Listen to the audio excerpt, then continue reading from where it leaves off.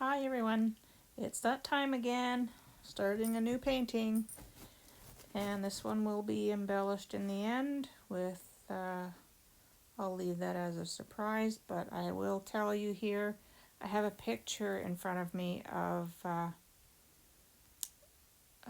think it was an eagle actually. It was just for the positioning, so I'm kind of trying to shape my paint in that way.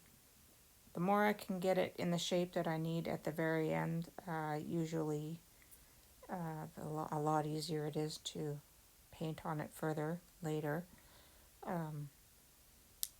So the colors are just all your browns, and I know that doesn't tell you a lot, but it's your Van Dyke brown, your burnt sienna, raw sienna, burnt umber I think is in there, black, copper, gold. There's white, of course. I think it's that icaceous iron oxide's in there. The Van Dyke brown is mixed with the Modern Masters brown metallic, I think, so that's what the brown mix is. And I think there's probably some red oxide. Any of the reds, browns, all those tones that I had mixed up, I've put in this cup. When I poured it in the sort of direction that I wanted the body and the wings. This piece I'm working on right now is supposed to have been the tail feathers. So the bird is coming downwards, and these are the tail feathers. So that was my plan anyway. Not saying that it always works, but if you can sort of shape the paint into the areas that you need it, that's always helpful. So that's all I'm doing right now, is trying to accomplish some sort of shape. And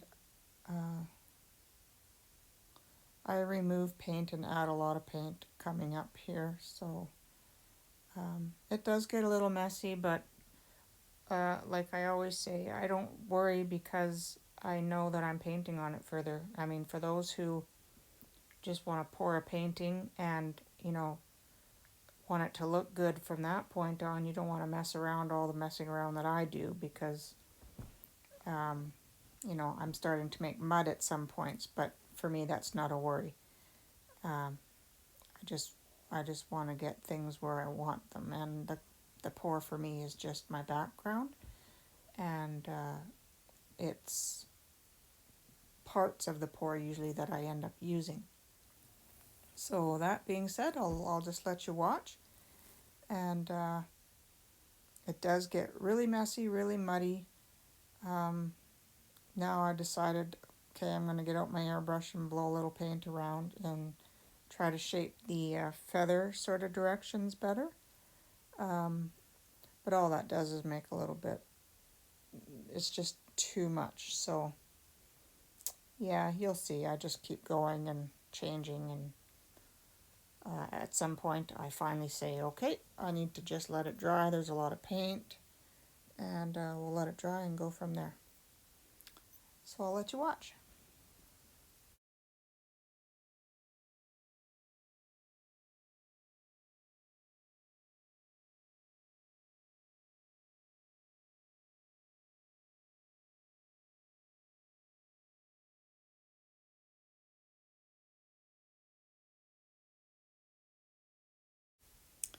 Yeah, out came the hairdryer to try to blow some of these puddles around and further shape some of the wings. Hairdryer is really great for that. Um, as you know, using the hairdryer picks up the paint underneath and fans it out, and you can really shape it and get what you want going on.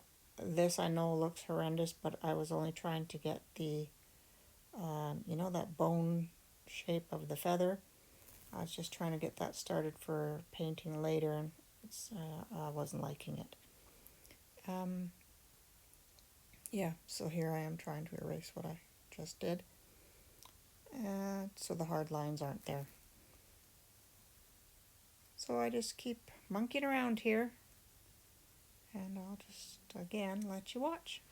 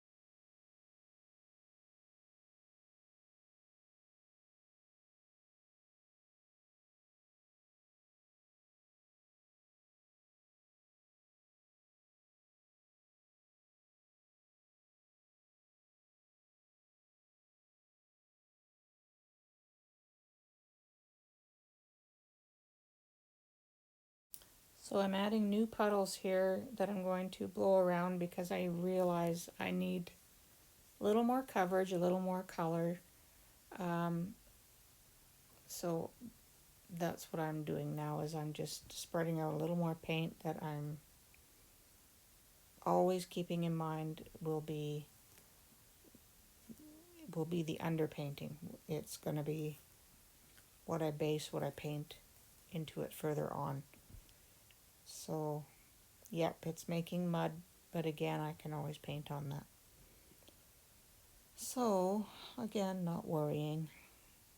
Just trying to keep working the paint until I get, at this point, a composition and a direction of for sure which way I'm going to actually have the painting going. So it's changed up quite a bit from what I had initially planned, and that happens all the time because you start seeing things too as you're pouring and tilting and using the hair dryer, the airbrush.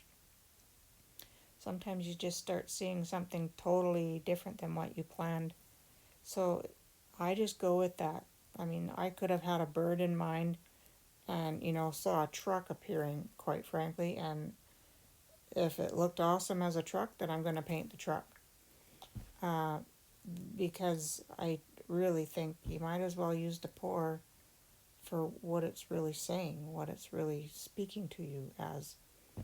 So that's my logic anyway. Anyway, just adding more colors and I'll let you watch some more.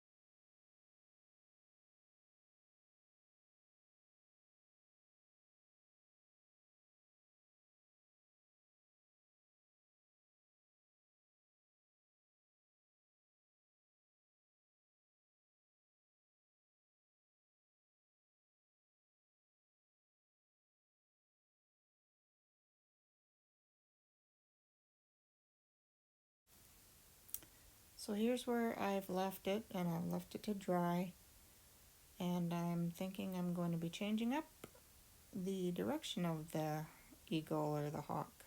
You can see left wing, right wing, body, and tail feathers at the bottom right corner. So here I am. I'm adding in some various colors of blues, sponging in and sort of rubbing with my fingers just around the edges of the bird's wings. And that is going to be to give it an aerial view. So I'm looking down over the eagle or the hawk at this point. Actually, I have in mind to try to use the colors of a red-tailed hawk. So I'm just experimenting with various shades of greens and blues in regards to what I would want the landscape below that the hawk is flying over to look like. And I change it a lot as I go along, and I let it dry for periods of time, and then I go back and work a little more on it. So there's lots of changes to come yet, and I will just let you watch. I do a lot of color washes, and I try to emphasize various areas of shadow and things to give it some depth. But what I don't do is try to paint an exact hawk or an exact anything. I mean, the purpose of it was to use the pour and have it very abstract. So I get the shape and I use the shape from there. So it's not going to look like an actual hawk would look, but the idea is there, and what the pour shape and how I change it. You can see that I'm trying to add in some of the hawk's feathers and just various colors and shadows and depth, so we can tell that it's just going to be a bird. So that's where I've left it at this point to dry again, and I just continually go back and work on it and do some more. And those bits that I've dragged out a little bit, the white bits at the bottom, I might change that back to being more rounded yet. I'm not sure. I'll see what I feel like. I've got no head there right now. I'm gonna put the head in last because it's the most difficult part. So I did have it in there and I wasn't liking it, and I needed to take out some dark color area that was there, so I sponged in some blue where the head is going to be so I can actually put a proper head color in. So that's where it is for now. Thanks for stopping by, and hope you watched the rest. Alright, so I've roughed in the head there and I've started working on the feathers. I did decide to round out the tips because they were looking a little bit more like a moth. So I'm rounding out the feathers. I did a lot of work, and the side I'm working on primarily there, oh sorry, it's flipping around. This is a time lapse, of course. But on the right hand side there, I didn't have the feathers going long enough, and I did a lot of video of it, and then I went back and extended them, as you can see here in the finished painting. So I'm leaving it as this looks now, and hawk, it's a red-tailed hawk, and he is flying home. And that is my perception of this pour. I tried to make it so it looks like he's over the deeper part of the ocean and heading for the shoreline and land below. And I hope that comes across in the painting, and I hope that you enjoyed the video. And I'm just going to leave you with some little bit more video and some photos of the final piece. There it is. Thanks for watching and stopping by my channel, and thank you for the comments and the nice things that you say. I really do appreciate them. Sometimes it's hard to know whether people want more than just an acrylic pour, you know, and they want to see the rest of what you can do with them as well. So I know lots of people enjoy it, so hope you enjoy this one too, and have an awesome day, weekend coming up too, and take care everybody and stay well. Thanks for watching.